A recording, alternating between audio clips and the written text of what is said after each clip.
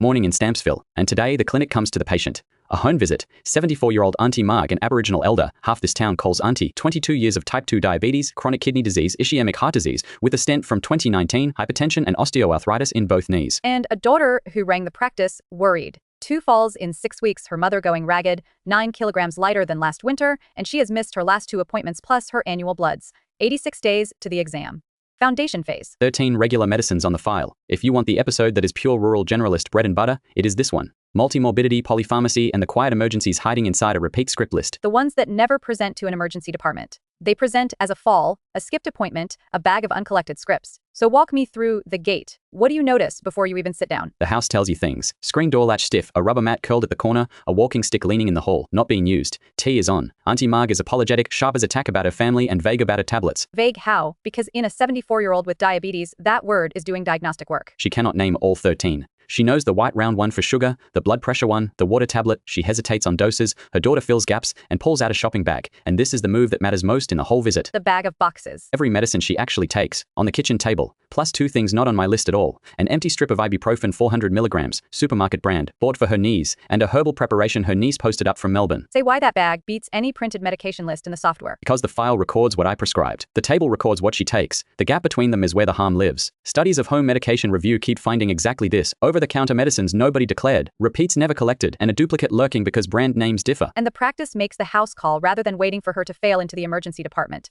Say why that framing earns marks. Because outreach is a setting the examiners know well. The home strips out white coat numbers and exposes the real regimen, the real function, and the real hazards. Half of what will change my plan today is only visible from her kitchen. A clinic consult would have adjusted a script and missed the bag, the mat, and the slippers. Before you leave the history, one question that predicts her next admission. Ask her what she does with her tablets when she cannot eat. I asked. She looked at her daughter and said, take them anyway mostly. No sick day plan exists anywhere in this house. In a woman on metformin, a sulfonylurea, a diuretic, and an ACE inhibitor, that answer is a loaded gun. A vomiting bug with those 4 on board is acute kidney injury and hypoglycemia waiting for a timetable. And the missed annual cycle is not her being casual about her health. 2 failed appointments, no bloods for 8 months, scripts uncollected. The pattern in rural practice is almost never non-compliance as a character flaw. It is transport, cost, sore knees, and family business that outranks any clinic letter. Her daughter works weekdays at the supermarket. The bus to the regional center runs twice a week and costs money she counts. And what she wants, not what the guidelines want. Did you ask that too? That question is on my list before any prescription changes. She wants to keep walking to the letterbox, stay in her own home till the end, and not become a patient in the city. Whatever the kidneys and the weight loss turn out to be, those 3 sentences govern the intensity of everything we do next. And the ibuprofen in this specific woman is not a footnote. It may be the most dangerous thing in the bag. She is already on an ACE inhibitor for proteinuria kidney disease and a diuretic for blood pressure. Add a non-steroidal and you have the triple whammy, the classic prescription for acute kidney injury on top of chronic kidney disease. Name the 3 drug classes in that phrase precisely, because candidates blur it. A renin-angiotensin blocker, meaning an ACE inhibitor or an ARB, a diuretic, and a non-steroidal anti-inflammatory. Any 2 conspire. All 3 together sharply raise the risk of a sudden fall in kidney function. And she is buying the 3rd one at the supermarket. Self-prescribed 3 times a day by the look of the strip. Keep going. History before examination. What do you ask about the falls? Circumstances first. Both happened early morning, once on the back step, once turning in the kitchen. No loss of consciousness that she admits, no chest pain, no palpitations, but she remembers sweating and shakiness before the kitchen one, and sitting down in the chair until it passed. Sweating and shakiness at dawn, in a diabetic on a sulfonylurea. Spell out the significance for the listener. That is a story whispering hypoglycemia. Gliclazide modified release 120 milligrams every morning, unchanged for 4 years. Her kidneys are filtering at around 38, and sulfonylureas and their byproducts clear through the kidney, so the drug lingers longer and hits harder. And the morning part is the clue inside the clue. Gliclazide peaks hours after the dose. Dawn is prime time. Add her other admission, that when her knees are bad she skips meals because cooking hurts, and you have the full mechanism. Drug on board, no food, kidney that cannot clear it, and a 74-year-old nervous system that does not ring the alarm bell like it used to. Older people get blunted hypoglycemia awareness. The sweating she does notice might be the tip only. What about the weight loss? 9 kilograms in 8 months is not nothing. It is a red flag I refuse to file under diabetes because her last recorded HbA1c was 7.1%, 55 in new units. Uncontrolled sugar wastes people, but usually with thirst, urination, and a much higher number. This is something else until proven otherwise. So run the differential the way you would say it in the station. Dangerous causes first. Malignancy tops the list at this age with this weight loss. Pancreas, kidney, lung, gut, plus the sweats make lymphoma a name I hold. Chronic infection, including tuberculosis in her demographic. Thyroid overactivity, which would also waste weight and can drive falls and tremor. Heart failure, and note her ankles. Her ankles are swollen. I saw that in the evolving picture. Continue. Depression with anorexia, which in an isolated grieving or lonely elder is commoner than cancer. Coeliac disease, malnutrition from poverty and sore knees, dental and swallowing problems, and always, in the frail elderly, the chilling one, neglect. The common causes of her actual presentation though are the tablets themselves and deconditioning. Hold that list against what her body and her house have told you. Which entries move up, which move down. Down go coliac and thyroid, no family history, no tremor, no tachycardia, no bowel change, though the bloods will arbitrate. Up goes malignancy, because the sweats and 9 kilograms do not negotiate. Depression stays squarely on. Her world has shrunk to 2 rooms and a television. And the new entry earns a line. Cardiac cachiase, because the crackles, the venous pressure, and the edema together suggest a heart struggling between an infarct history, NSAID retention, and possibly a rhythm I have not yet excluded. That dual track, dangerous versus common, is exactly the fork the examiners watch for. Now the examination. You are in her lounge room with a nurse and a bag. What do you actually do? Observations first, but done properly. She is 148/86 sitting, pulse 88 and regular, a febrile. Then the test most skipped in general practice, and most needed after 2 falls. I lie her down 5 minutes, measure, stand her up, measure again. Orthostatic blood pressure. Give the listener the threshold. A drop of 20 systolic or 10 diastolic within 3 minutes of standing counts as postural hypotension. Hers drops 26 systolic and she feels faint at 90 seconds. That alone explains falls. It also changes what I do with every blood pressure tablet she takes. Before the fanfare, the rest of the head to toe, keep it efficient, like you were actually there. She is clinically pale, in a slow, non-specific way. No lymph nodes in the neck, axilla or groins. Thyroid normal, heart sounds normal, no murmur, but jugular venous pressure is up a finger breadth. Chest has fine crackles at both bases that clear with coughing, and she has pitting edema to mid-shin, symmetric, without cellulitis. Before you interpret that, 2 bedside acts that cost nothing and change decisions in this town. A finger prick glucose now, which reads 6.8. So today, at 11 a.m., she is not low, which tells me nothing about Dawn and everything about why I trust the diary over the moment. And a urine dip, clean, no blood, no leukocytes, no nitrites, which quietly lowers my suspicion for urinary infection and genitourinary malignancy as the driver of the weight loss. Volume overloaded or something else? Commit. Ibuprofen retains fluid and raises blood pressure, so my leading explanation is drug-driven sodium and water retention on a background of early cardiac failure. But a heart that has had 1 infarct and now carries crackles plus a raised JVP earns an ECG, a troponin if any ischemic story appears, and honest uncertainty spoken out loud. Abdomen soft, no masses, no organomegaly. Breasts and a pelvic exam are not done today, they are scheduled, and I say that explicitly, so nobody thinks a lounge room is an exam theater. Cognition next, because she was vague on tablets. Which screen? And what did it show? A brief structured screen, the sort any rural GP can run at a kitchen table. She scores in the mild impairment band, orientated good story for recent events, but 3-word recall is 2 of 3, and clock drawing wobbly. Mild cognitive impairment, not dementia today. Functionally she manages, with help. Which stream of her care does that finding reorganize first? Information flow. Teach back becomes mandatory. The fridge plan is written in her words, and the daughter leaves with the same instructions, plus the pharmacist pack so no dose depends on memory. I also book the hearing and vision check, because in the country an uncorrected sensory deficit masquerades as early dementia at least once a month, and it is fixable. Mild impairment changes your job description. It means simplification beats education. 13 medicines cannot be safely self-managed with that clock. Regimen reduction, a pack the pharmacist fills, a daughter or AHW in the loop with consent, and a driving conversation held in reserve, not today. Feet, legs, and the home itself.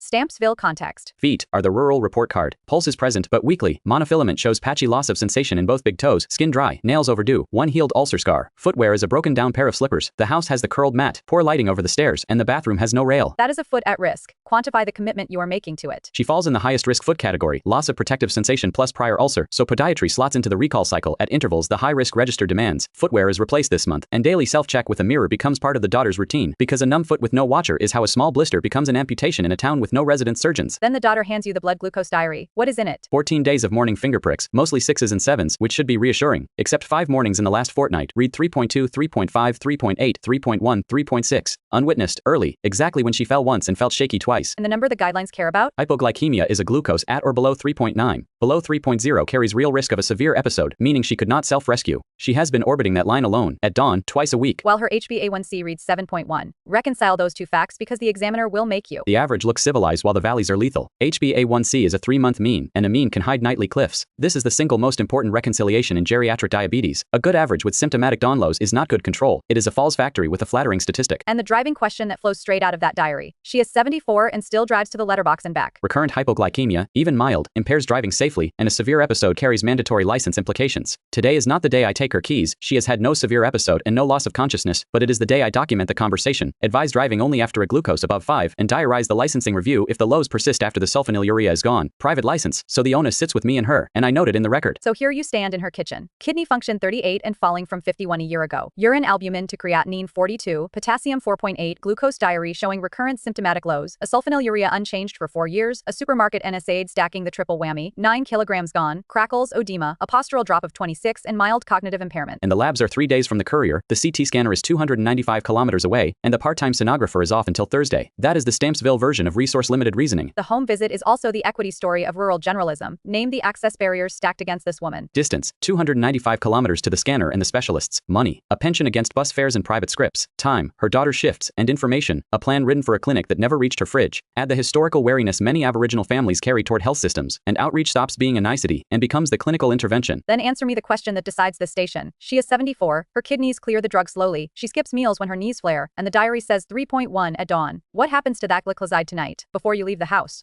It stops tonight. Before I leave this kitchen, the gliclazide is ceased, and the reason is written in plain words on the plan I leave on her fridge. Kidneys at 38 cannot clear it, she skips meals, and the diary shows symptomatic lows most dawns. Defend the decision against the obvious pushback. Her HbA1c is 7.1. Stopping a glucose-lowering drug in a diabetic sounds like under-treatment. In a 74-year-old with falls, weight loss, mild cognitive impairment and documented lows under 4, the guideline answer is de-intensification, not escalation. Australian guidance for older people explicitly relaxes targets, commonly to around 8% for the frail, because the harm of hypoglycemia, falls, fractures, arrhythmia, brain injury, outruns the microvascular benefit of a tighter number. And the monitoring you pair with the stop.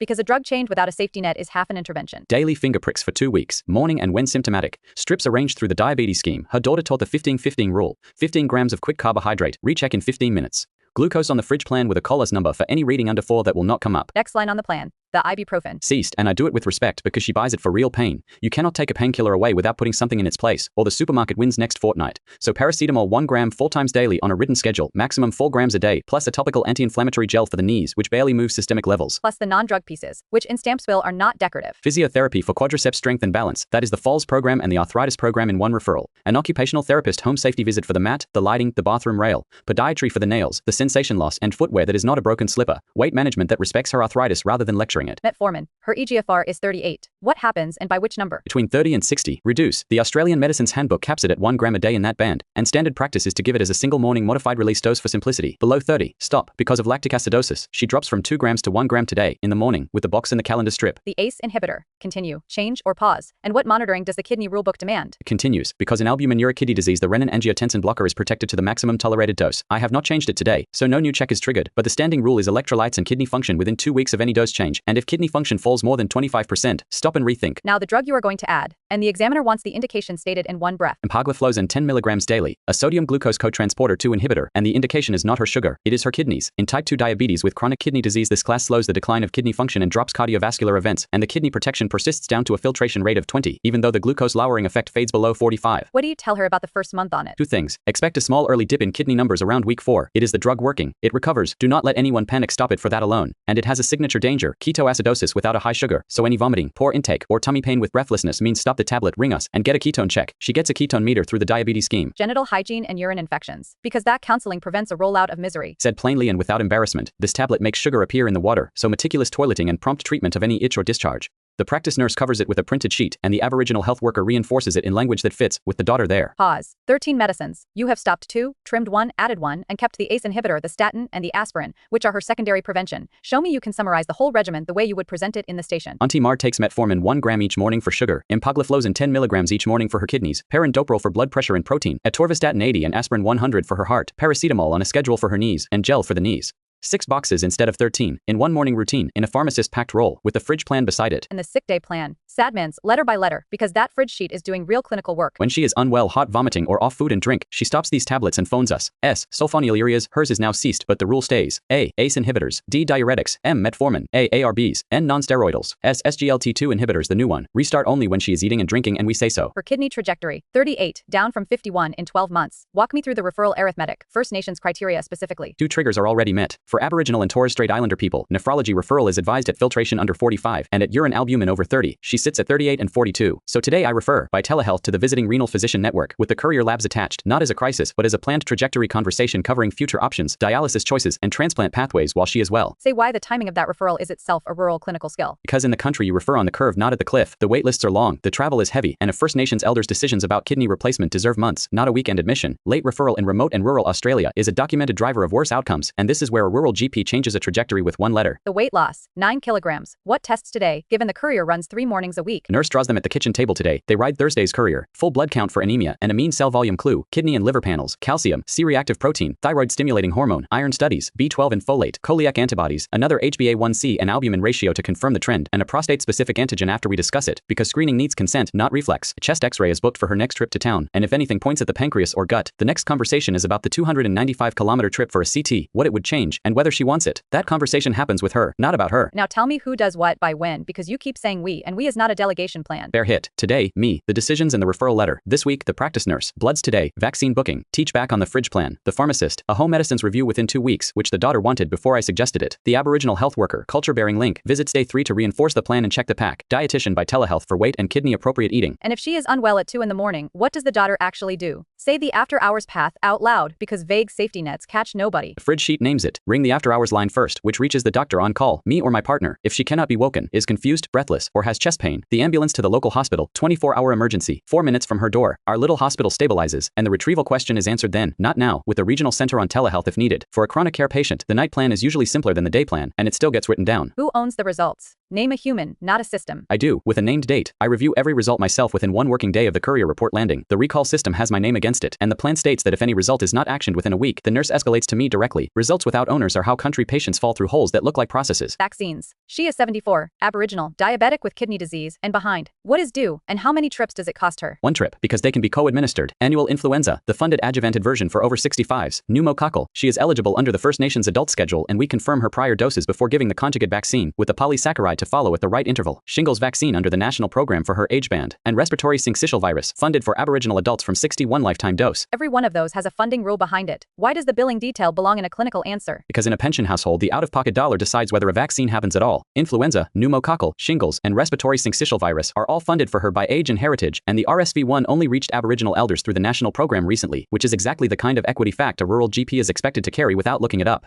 Getting her everything she is entitled to, at 0 cost, in 1 visit, is preventive medicine in this town. Cultural safety, not a paragraph you bolt on, away this whole visit runs. Make it concrete. She is the elder of this community, so I asked permission to have the record open in her home, and the daughter stayed because family is the unit of care here, with her consent written down. We asked about the herbal preparation from her niece respectfully. It stays on the list as a real medicine, because disrespecting it means she hides it next time. The Aboriginal health worker is part of the teen list, not an afterthought. Teachback closed every instruction, and the plan on the fridge is written at her reading level with her words for her symptoms. And I named honestly that the health system has let her people down before, and that my job is to be findable and consistent. Follow-up architecture, dates, not vibes. Bone contact within 1 week for tolerance of the new tablet. Results review at 10 days, in person if any flag, telehealth if not, home visit at 4 weeks, weight, blood pressure, lying and standing, the diary, the pack, the falls tally, case conference with the whole team at 8 weeks, billed as such, minuted, with her goals read back to her. Now the recall drill. Yesterday you ran sepsis in the same town, and the algorithm deserves a second pass. Confused, febrile, tachypnoic adult. What is the first thing, and what is the thing candidates always defer? Recognition before drugs. The confused febrile adult in a small hospital is septic until proven otherwise. Observations and a suspicion score at the door. What gets deferred, dangerously, is the antibiotic while people chase cultures and a perfect history. The standard is antimicrobials within 60 minutes, cultures and lactate drawn promptly, but the drug never waits for the courier. Tie yesterday's sepsis algorithm to today's kitchen table. What does Aunty Marg's file have to do with that 54-year-old man? Everything, because his sepsis was the acute edge of the same chronic architecture. If she is the one who becomes confused and febrile next winter, her file now contains the pieces that change the acute plan, the kidney number that caps nephrotoxin choices and contrast, the sick day plan that pauses the metformin in the new tablet, the vaccination status that lowers her risk of the pneumonia in the first place, and a ceiling of care conversation I would rather have at her table than have her daughter have with a retrieval crew at 3 a.m. Chronic care done well is emergency prevention with paperwork. Fluids and the numbers. 30 milliliters per kilogram applies to whom? Hypotension, or a lactate of 4 or more, 30 mils per kilo of balanced crystalloid, roughly 1.5 liters for a 60-kilo adult, and reassessment before more, because elderly hearts drown quietly. Vasopressors if pressure stays low after fluids, through a big peripheral cannula in the neck or shoulder, a rural sanctioned route while the aircraft is inbound. And retrieval timing, the theme that keeps paying marks. At suspicion, not after stabilization. The call to the coordination center happens in parallel with resuscitation. Structured handover, situation, background, assessment, recommendation, and the 90 minutes before rotors land are mine, with a written delegation list for the nurses, repeated back. If you take 3 sentences from today's episode into the exam, which 3? 1. In the frail elderly diabetic, the average lies, an HbA1c of 7 with recurrent lows is a false factory, so de-intensify with a named safety net. 2. The triple whammy lives in supermarket shopping bags, so reconcile the table, not the file. 3. Refer on the curve for kidneys, telehealth early, because rural trajectories are changed by letters written in time. And the lens for every practice point today. The examiner's scoring rewards the specific over the sensible. email, drug, dose, route, date, and the named owner of every result. Not we will keep an eye on things, but I stopped the sulfonylurea tonight. The nurse draws bloods Thursday. I personally review them by Friday. Which is also just good medicine. D-86. Tomorrow the town gets breathless, acute dyspnea and wheeze across ages, airways, heart, and the plain film only center of the world. Until then, walk a little slower past your frail patient's medicine lists. The danger is usually in the bag, not on the script. 60-40, content over style, structure to be found. Stamps daily, 86 days out and counting.